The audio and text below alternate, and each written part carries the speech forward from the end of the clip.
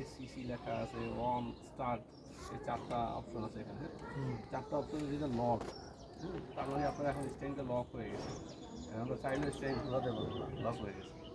তারপর হচ্ছে এসিসি যেটা, এটা যদি দেন তার মানে আপনার এখন ফ্যান ট্যান চার্জ দিতে মানে চালাতে পারবেন গাড়ির ভিতরে, মানে এখানে হচ্ছে চার্জিং যে কাজগুলো, হ্যাঁ, মোবাইল চার্জ দিতে পারবেন, ফ্যান চালাতে পারবেন, তারপর হচ্ছে রেডিও চালাতে পারবেন, এইসব কাজ করতে পারবেন যখন এসিসিতে থাকবে।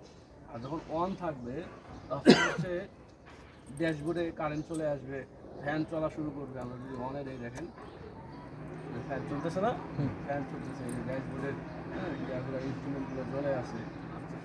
তারপর হচ্ছে আমাদের স্টার্ট পজিশনটা এমন একটা জায়গা যেখানে আপনি 12 সেকেন্ডের বেশি যদি ধরে রাখেন তাহলে সেলফ স্টার্টার মোটর পুড়ে যাবে, বুঝছেন বিষয়টা?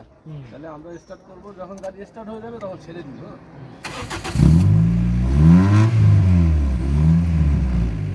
আমরা ছেড়ে দিই, যখন ধরে রাখি না, আবার দেখেন, আবার ইয়ে করি, আবার দেখে নিই যে আমরা অনে দিলাম, তারপরে স্টার্টে দিয়ে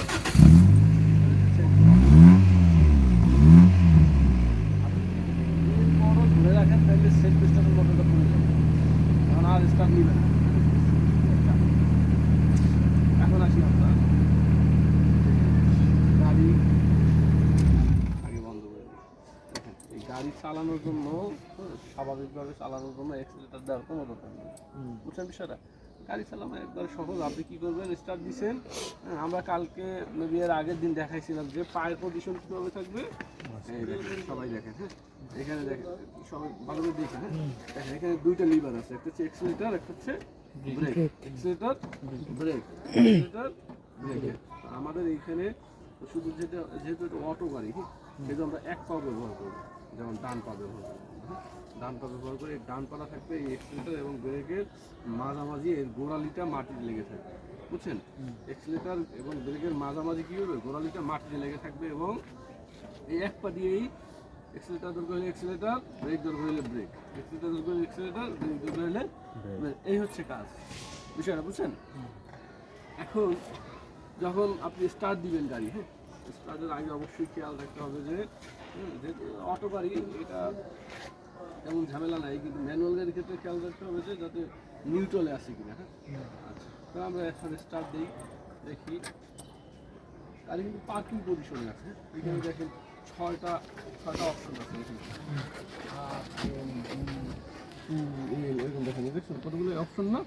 আচ্ছা, পি মানে হচ্ছে পার্কিং, গাড়িটা এখন পার্কিং অবস্থায় আছে, আচ্ছা পার্কিং।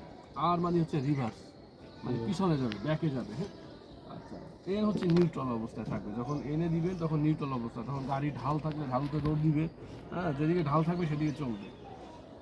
ডি হচ্ছে ড্রাইভ, যেটা দিয়ে আমরা চালাই গাড়িটা স্বাভাবিকভাবে, যেখানে দিয়ে আমরা স্বাভাবিকভাবে গাড়িটা চালাই।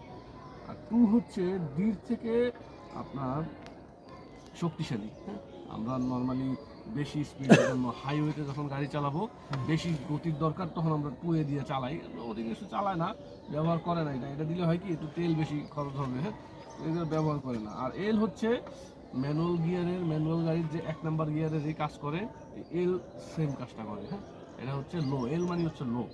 আচ্ছা, এই 6টা অপশন। তো আমরা মোটামুটি নর্মালি হচ্ছে কি যখন গাড়ি চালাবো ডিতে দিয়ে চালাবো, হ্যাঁ, সামনে। এগুলো কি সব গাড়িতে থাকবে? হ্যাঁ, সব গাড়িতে থাকবে এভাবে? হ্যাঁ, সব গাড়িতে এরকম আছে, হ্যাঁ। অথবা কিছুটা চেঞ্জ আছে, 2 এর জায়গায় থাকতে পারে বি, হ্যাঁ, এল এর জায়গায় থাকতে পারে এস, বুঝছেন? এরকম চেঞ্জ থাকতে পারে, কিন্তু এই অপশন এইগুলাই, এর বাইরে কোনো অপশন নেই, বুঝছেন বিষয়টা? আচ্ছা, এখন আমরা স্টার্ট দিই, হ্যাঁ, স্টার্ট দিয়ে আমরা স্টার্ট দিলাম গাড়িটা, হ্যাঁ।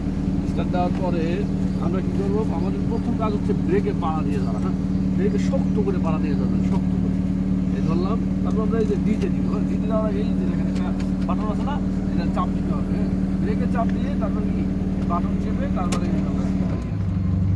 বুঝছেন বিষয়টা? এখন আমরা হ্যান্ড ব্রেকটা নামাবো, হ্যান্ড ব্রেক যেটা পার্কিং ব্রেক বলি আমরা, এটা আমরা নামানোর পরে যদি আমরা দেখেন ব্রেক থেকে পা সরাইলে গাড়ি চলবে, হ্যাঁ, একটু সাইড অন দেখেন, ব্রেক থেকে পা সরাইলে গাড়ি চলবে। আমাদের এক্সিলেটর দরকার হয়েছে, লাগছে এক্সিলেটর লাগবে না, আপনি যদি ব্রেক থেকে যখন পা সরাবেন এমনি গাড়ি চলবে। আবার ব্রেক করলাম, আবার পা সরালাম, আবার গাড়ি চলবে, এই হচ্ছে। এখন যখন আপনার এক্সিলেটর প্রয়োজন হবে, আবার আমাদের পিছনে যায় গাড়ি, রিভার্স দিলাম আমরা, হ্যাঁ, এখন আবার ব্রেক থেকে পাশ হয়ে গাড়ি চলে যাচ্ছে, বুঝছেন? বুঝি না এই কাজ এতটুকু যে আমাদের যখন সামনে যাব আমরা তখন দিতে দিব, ব্রেক থেকে পাশ হারাবো, গাড়ি চলতেছে, ব্রেক থেকে পাশ হয়ে গাড়ি চলতেছে। আমরা যখন পিছনে যাবো তখন হচ্ছে এই যে আবার এই ব্রেক থেকে পাশ হয়ে আবার গাড়ি চলতেছে।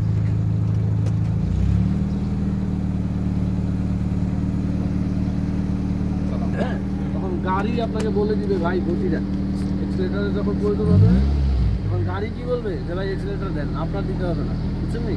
দেখবেন যে গাড়ি থেমে গেছে আর যাচ্ছে না, তখন কি করবেন? এক্সিলেটারের সাথে ব্যবহার করবেন একবার নরম ব্যবহার, মেয়েদের সাথে যেমন আচরণ করেন ওই রকম আচরণ করতে হবে, একবারে নরম, বেশি করে আচরণ করা যাবে না। হ্যাঁ, যখন এক্সিলেটার দিবেন ধীরে ধীরে আবার ছেড়ে দিবেন, ওজন শেষ ছেড়ে দিবেন, সহজ বিষয়। হ্যাঁ, যদি এর সাথে জোরে আচরণ করেন এই আপনার দিয়ে একবার লাভ, বুঝছেন? আমরা একজন একজন করে উঠি গাড়ি করে, আগে আসছিলেন কে?